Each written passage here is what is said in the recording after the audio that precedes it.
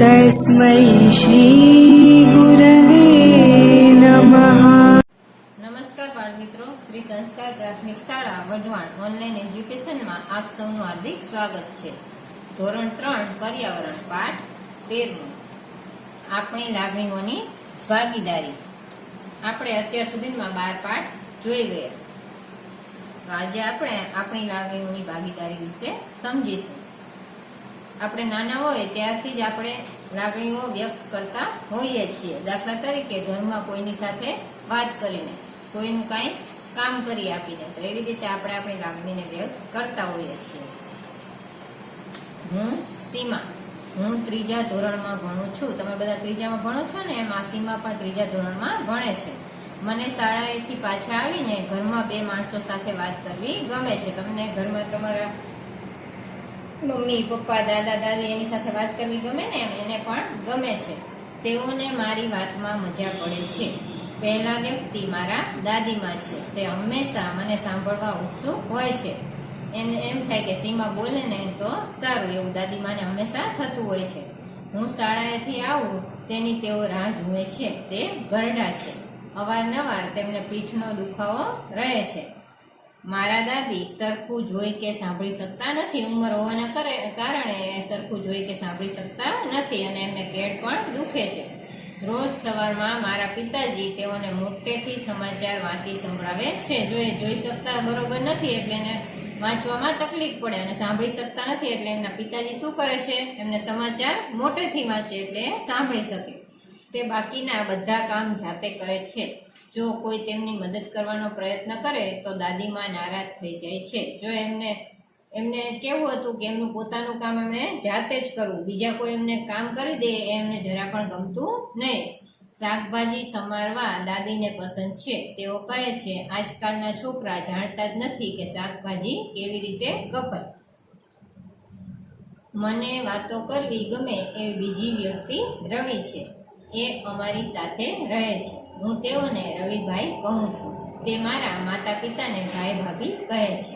મને અમારા સંબંધોની ખબર નથી, પરંતુ તે ઘણા પ્રેમાળ છે. તે હંમેશા મારા પ્રશ્નોના જવાબ આપવા તૈયાર હોય છે. હું પછી કહીશ એમ મને ક્યારેય કહેતા નથી. જો આ રવિભાઈ છે એ ગમે ત્યારે સીમા એમને પ્રશ્ન કરે તો તરત જ એ જવાબ દઈ દે. હું પછી કહીશ એવું એ ક્યારેય કે નહીં. અહીંયા તમને ફોટો દેખાય છે, રવિભાઈનો છે. રવિભાઈ કોલેજમાં ભણાવે છે. કોલેજના વિદ્યાર્થીઓ તેમને ખૂબ જ માન આપે છે. રવિભાઈને સંગીત સાંભળવું ખૂબ જ પસંદ છે. તે નાટકોમાં પણ ભાગ લે છે. તેઓને તેમના મિત્રો સાથે વાત કરવી અને તેઓની સાથે બહાર જવું ખૂબ ગમે છે. તે ખૂબ રમૂજી છે, ખૂબ એ આનંદી સ્વભાવના છે. અમને બધાને તે ખૂબ જ હસાવે છે. વિચારો અને કહો. તમારા ઘરમાં કોણ કોણ છે? તો તમારા ઘરમાં કોણ કોણ હોય? મમ્મી પપ્પા, કાકા કાકી, ફૈબા, દાદા દાદી વગેરે હોય છે. નાના ભાઈ બહેન હોય. ઘરના દરેક સભ્યોની વિશેષતા જણાવો. તો બધાય સભ્યોની વિશેષતા અલગ અલગ હોય છે. તો મમ્મી હોય પ્રેમાળ હોય છે બધાને. પછી પપ્પા હોય છે એ આનંદી હોય છે. મોટી બહેન ઘર સ્વચ્છ રાખવાનું એને વધારે ગમતું હોય છે. એમ બધાની અંદર કંઈક ને કંઈક વિશેષતા રહેલી હોય છે.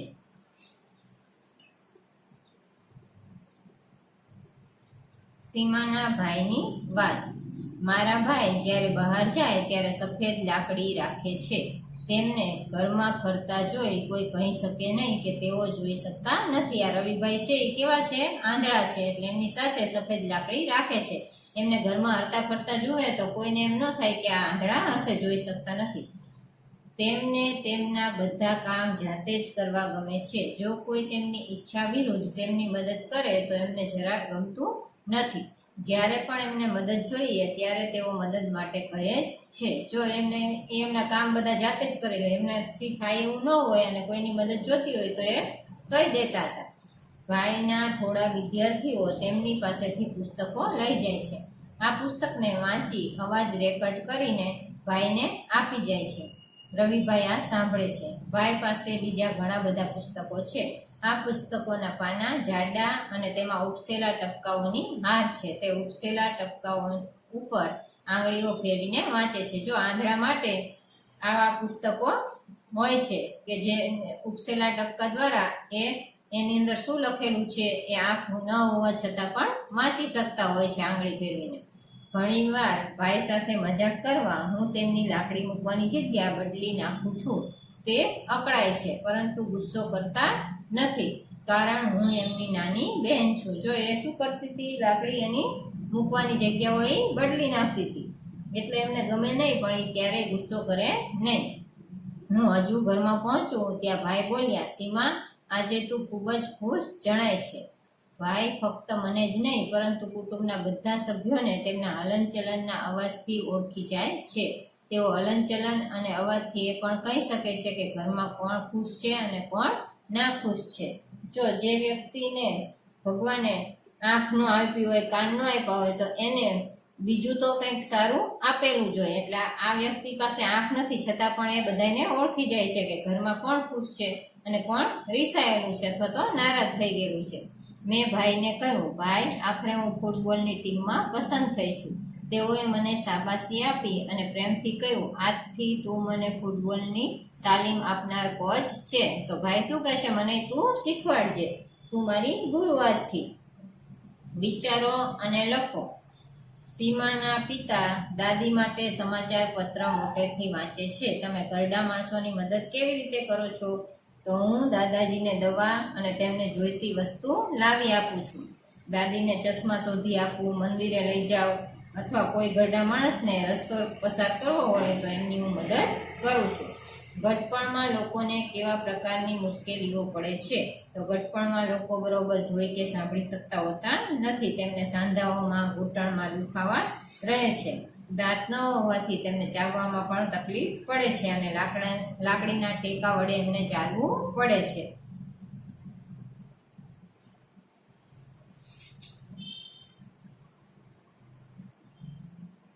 રવિભાઈ ઘણી બધી વસ્તુઓ જોયા વગર કેવી રીતે જાણી લેતા હશે? તો રવિભાઈ જોઈ શકતા નથી, તેથી તેઓ સાંભળીને કે સ્પર્શીને ઘણી બધી વસ્તુઓને જાણી લેતા હશે. સ્પર્શીને એટલે એને અડીને. તમને ક્યારેય લાકડીની જરૂર પડી છે? ક્યારે? તો હા, જ્યારે મારો પગ મચકોડાઈ ગયો હતો ત્યારે મને લાકડીની જરૂર પડી હતી. તમને આવું કંઈ થયું હોય તો એ તમારે લખવાનું. તમે ક્યારે વિચાર્યું છે કે તમને લાકડીની જરૂર ક્યારે પડી શકે છે? તો હા, મેં એવું વિચાર્યું છે કે મારું જો હાડકું ભાંગી જાય તો મને લાકડીની જરૂર પડે. પહાડ પર ચડવા માટે ગઢો થઉં ત્યારે મને લાકડીની જરૂર પડી શકે. જે લોકો જોઈ શકતા નથી તેમને આપણે કેવી રીતે મદદ કરી શકીએ? તો જે લોકો જોઈ શકતા નથી તેમને આપણે રસ્તો ઓળંગવામાં, બસમાં બેસવાની સીટ આપીને, સમાચાર પત્ર વાંચી સંભળાવીને, મુસાફરીમાં સાચો રસ્તો બતાવીને આપણે એમની મદદ કરી શકીએ.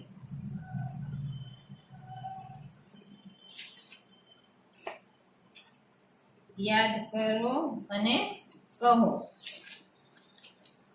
શું તમારા કુટુંબના સભ્યોમાં કોઈ એવી વ્યક્તિ છે જે સાંભળી, બોલી કે જોઈ શકતા ન હોય? આવી કોઈ વ્યક્તિને તમે જાણો છો? તેઓને તેમના કામમાં અન્ય લોકો કેવી રીતે મદદ કરે છે? તો આ અમારી શાળાના એક વિદ્યાર્થીને આંખે ઓછું દેખાય છે, તેથી તેના મમ્મી તેને શાળાએ લેવા અને મૂકવા માટે આવે છે. અને અમે બધા શું કરીએ છીએ, તેને વર્ગમાં સૌથી આગળ બેસવા દઈએ છીએ. અને રિસેસ પડે ત્યારે પણ આવો વ્યક્તિ જો કોઈ તમારી શાળામાં પણ હોય તો તેનું તમારે ખૂબ ધ્યાન રાખવું જોઈએ. તમે વાર્તામાં વાંચ્યું કે રવિભાઈ જોઈ શકતા નથી, પરંતુ તેઓ તેમના બધા જ કામ જાતે કરે છે. તેઓ અલગ પ્રકારના પુસ્તકોથી ભણે છે. તેઓ કેવી રીતે તેમના કામ કરી શકે છે તે સમજવા તમારી આંખો બંધ કરો અને રમત રમો. આંખે પાટા. જૂથમાં કોઈ એક બાળકને આંખે પાટા બાંધી દો. એક પછી એક બીજા બાળકો તેની સામે શાંતિથી આવશે. આંખે પાટા બાંધેલ બાળકે બીજા બાળકોને સ્પર્શ કરીને કોણ છે તે કહેવાનું છે. કોઈ પણ અવાજ ન થાય તેનું ધ્યાન રાખો. તો આવી બધી તમે આંધળો પાટો રમત રમતા જ હોય છો. આ રીતે બીજા બાળકોને પણ એક પછી એક આંખે પાટો બાંધો. દરેક બાળકને સ્પર્શ કરી બીજું બાળક કોણ છે તેનું અનુમાન કરવાનું કહો. તો ઘણી વખત આપણે એને અડવાથી આપણને ખબર પડી જતી હોય છે કે આ જ વ્યક્તિ છે.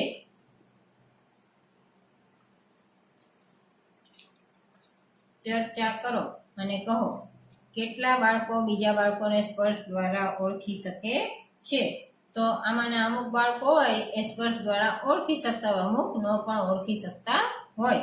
તો આ રમત રમીએ તો આપણને એનું ખબર પડે. કેટલા બાળકો બીજા બાળકોને ફક્ત સાંભળીને ઓળખી શકે છે?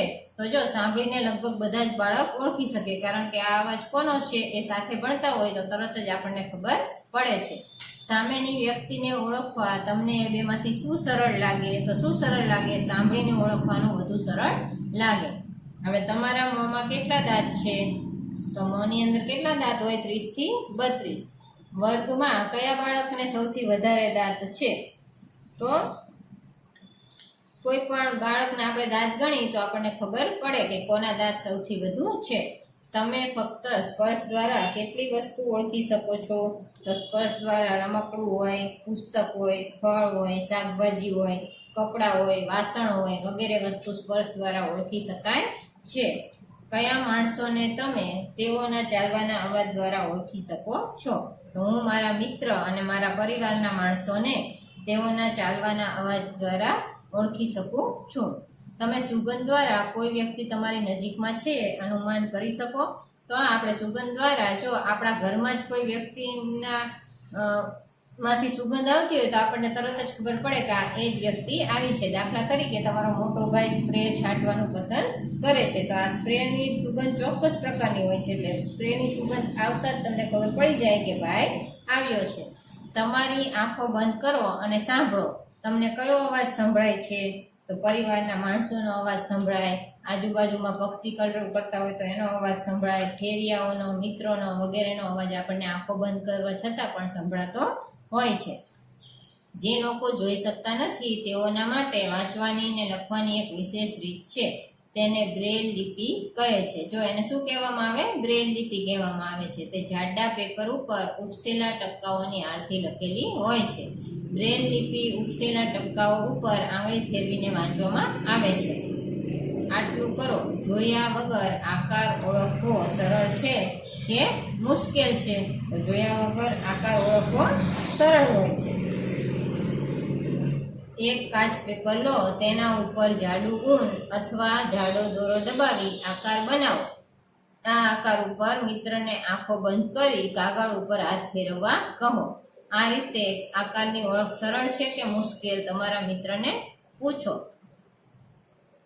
તમારા મિત્રને આ જ રીતે કાગળ ઉપર આકાર બનાવવા કહો. હવે તમે તમારા આંગળીઓથી તે ઓળખો. કાગળનો જાડો ટુકડો લો, તેના ઉપર સોય અથવા પેન્સિલની મદદથી લીટી બનાવો. લીટી ઉપર નાના અંતરે બિંદુઓ બનાવો. તમે જોઈ શકો છો કે કાગળની પાછળની બાજુ ઉપસી આવશે. હવે તમારા મિત્રને આંખો બંધ કરી અને તેના ઉપર આંગળી ફેરવી તમે કયો આકાર બનાવેલ છે તે જણાવવા કહો. આ રીતે આકારની ઓળખ સરળ છે. તો હા, જો તમને પેલા તમે કાગળની અંદર દોર્યું અને મિત્રને કીધું કે આકાર કયો છે તો ઝડપથી ઓળખાશે નહીં, પણ આવી રીતે તમે સોયથી કાણા પાડી એ જે આકાર દોર્યો છે એના ઉપર સોયથી કાણા પાડશો અને પછી પાછળ પત્તું ફેરવી દેશો તો કયો આકાર છે ઝડપથી ઓળખી શકાય છે. વિચારો, જે લોકો જોઈ શકતા નથી તેઓ કેવી રીતે વાંચી શકતા હશે? તો તમને હવે ખબર છે કે એ લોકો બ્રેલ લિપિની મદદથી વાંચી શકતા હશે. ચાલો બ્રેલ લિપિ વિશે જાણીએ. તમે જોયું કે રવિભાઈ વિશેષ પ્રકારના પુસ્તકો વાંચે છે. આ પુસ્તકો કેવી રીતે બને છે?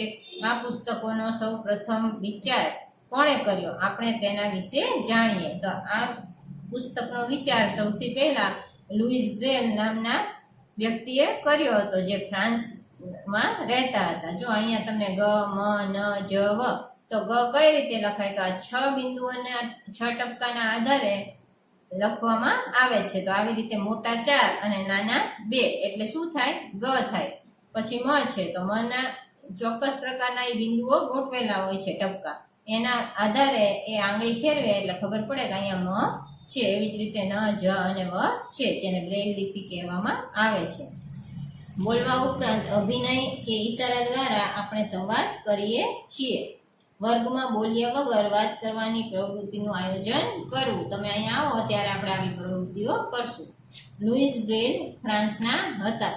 તેઓ જ્યારે 3 વર્ષના હતા ત્યારે તે તેમના પિતાજીના ઓજાર સાથે રમત કરતા હતા. જો તમારી જેમ તોફાની હતા, પિતાજી કંઈક કામ કરતા હતા તો એના કામના સાધનો હતા. એ સાધન સાથે શું કરતા હતા? લુઈસ બ્રેલ રમત કરતા હતા. એકાએક કોઈ અણીદાર સાધન તેમની આંખને વાગ્યું. જો રમતમાં એમની આંખને એક સાધન વાગી ગયો, તેમણે આંખો ગુમાવી, એટલે એમની બે આંખો જતી રહી. લુઈસ બ્રેલને ભણવામાં ખૂબ જ રસ હતો. દેખાતું ન હતું છતાંય તેમણે હાર ન માની. એમને ભણવું ખૂબ ગમતું હતું. દેખાતું તો એમને હતું જ નહીં, હાથે જ એમણે પરાક્રમ કર્યું હતું, એટલે એમણે હાર માની નહીં. તેઓ વાંચવા અને લખવા માટે અલગ અલગ રીતે વિચારવા લાગ્યા. કઈ રીતે હવે હું વાંચું, ભણું અને લખું? તેઓને જણાયું કે સ્પર્શ અને અનુભવથી વાંચી શકાય છે. હવે જો એ અલગ અલગ બધા નુસ્ખા કરતા હતા, એમાંથી એમને એક યુક્તિ મળી ગઈ કે સ્પર્શ દ્વારા અને અનુભવ આપણે થોડો ઘણો હોય તો આપણે ચોક્કસ વાંચી શકીએ. આખરે તેઓને રસ્તો મળ્યો. વાંચવા લખવાની આ રીતને બ્રેલ લિપિ તરીકે ઓળખીએ છીએ. એટલે એમણે આ લિપિ શોધી નાખી કે જેને આપણે બ્રેલ લિપિ કહીએ છીએ. આ પ્રકારની લિપિમાં જાડા કાગળ ઉપર ઉપસેલા ટપકાઓની હાર બનાવવામાં આવે છે. તેના પર આંગળી ફેરવી વાંચી શકાય છે. આ લિપિ 6 ટપકાઓ પર આધારિત છે. બ્રેલ લિપિમાં હાલના સમયે ઘણા ફેરફાર થઈ રહ્યા છે. આનાથી વાંચવું અને લખવું સરળ બનશે. બ્રેલ હવે કોમ્પ્યુટરની મદદથી પણ લખી શકાય છે. જો અંધ વ્યક્તિ હોય એ કોમ્પ્યુટર પર બેઠેલી જોવા આપણને મળતી હોય છે, તો એના કોમ્પ્યુટરની અંદર આ બ્રેલ લિપિનો ઉપયોગ થતો હોય છે. તો બાળ મિત્રો, તમે પણ ક્યારેય જીવનમાં હાર માનતા નહીં અને આવું કંઈ નવું શોધવાનો હંમેશા પ્રયત્ન કરતા રહેજો.